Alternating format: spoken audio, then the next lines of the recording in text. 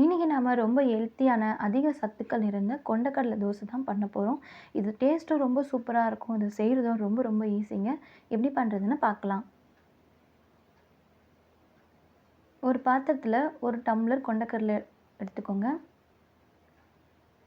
அதே டம்ளர்ல 1 டம்ளர் பச்சரிசி. இது 2த்தையும் நல்லா 2, 3 வாட்டி நல்லா வாஷ் பண்ணிட்டு ஊற வச்சுக்கலாம். 6லேருந்து 8 மணி நேரம் நல்லா ஊறணும். நீங்க நைட்டு ஊற வச்சீங்கன்னா, காலையில ரெடி ஆயிடும். இந்த மாதிரி ஊற வச்சு கொண்டைக்கடலை செய்கிறதுனால நமக்கு அதிகமான சத்துக்கள் கிடைக்கும். இல்லை அதிகம் இரும்பு சத்து, நார் சத்துலாம் இருக்கிறனால ரத்த சோகை இருக்கிறவங்களாம் இந்த மாதிரி செஞ்சு சாப்பிட்லாம். ரொம்பவே நல்லது. சுகர் பேஷண்ட்டும் சாப்பிட்லாம். நான் நைட்டே ஊற வச்சுட்டேன். இது பாருங்கள் நல்லா ஊறிடுச்சு. இப்போ காலையில் ரெடி பண்ணிடலாம். இது எல்லாத்தையும் ஒரு மிக்ஸி ஜாரில் மாற்றிக்கலாம்.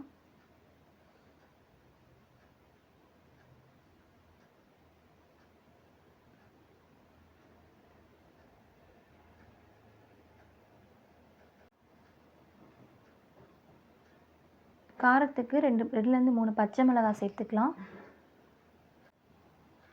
2 துண்டு இஞ்சி சேர்த்துக்கலாம். இது எல்லாத்தையும் மிக்ஸி ஜாரில் போட்டு நல்லா நைஸாக அரைச்சி எடுத்துக்கலாம்.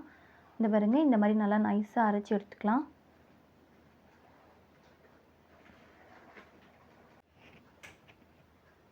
அதோட 1/2 ஸ்பூன் சீரகம் சேர்த்துக்கலாம். தேவையான அளவு பெருங்காயத்தூள், தேவையான அளவு உப்பு. இது எல்லாத்தையும் சேர்த்துட்டு நல்லா மிக்ஸ் பண்ணி விட்டுக்கலாம்.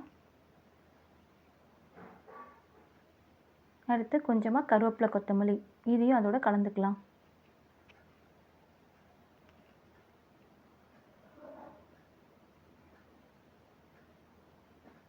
எல்லாத்தையும் மிக்ஸ் பண்ணி ரெடி பண்ணி வச்சுக்கலாம்.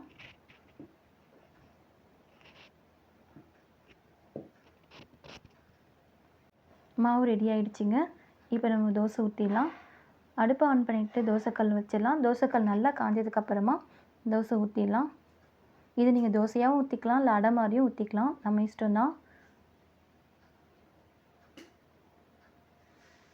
இது நல்லா கிரிப்ஸியாக நல்லா மொறு மொறுன்னு சூப்பராக இருக்குங்க. ஏன்னா நம்ம கொண்டைக்கடலை சேர்க்கறதுனால நல்லா சூப்பராக இருக்கும்.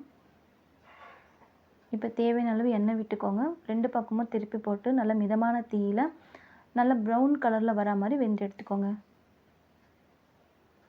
அவ்வளோதாங்க, தோசை ரெடி ஆகிடுச்சு. இந்த மாதிரி நீங்கள் எப்போவுமே இட்லி, தோசை அதுக்கு பதிலாக இந்த மாதிரி டிஃப்ரெண்ட்டாக ட்ரை பண்ணி கொடுங்க. வீட்டில் இருக்க எல்லோரும் விரும்பி சாப்பிடுவாங்க. இந்த டேஸ்ட்டும் ரொம்ப சூப்பராக இருக்கும். இதில் நிறைய சத்துக்கள் இருக்கிறனால நம்ம வாரத்தில் ஒரு வாட்டி இந்த மாதிரியாவது செஞ்சு கொடுங்க. அவ்வளோதான், ரெடி ஆகிடுச்சு. தேங்க்ஸ் ஃபார் வாட்சிங்.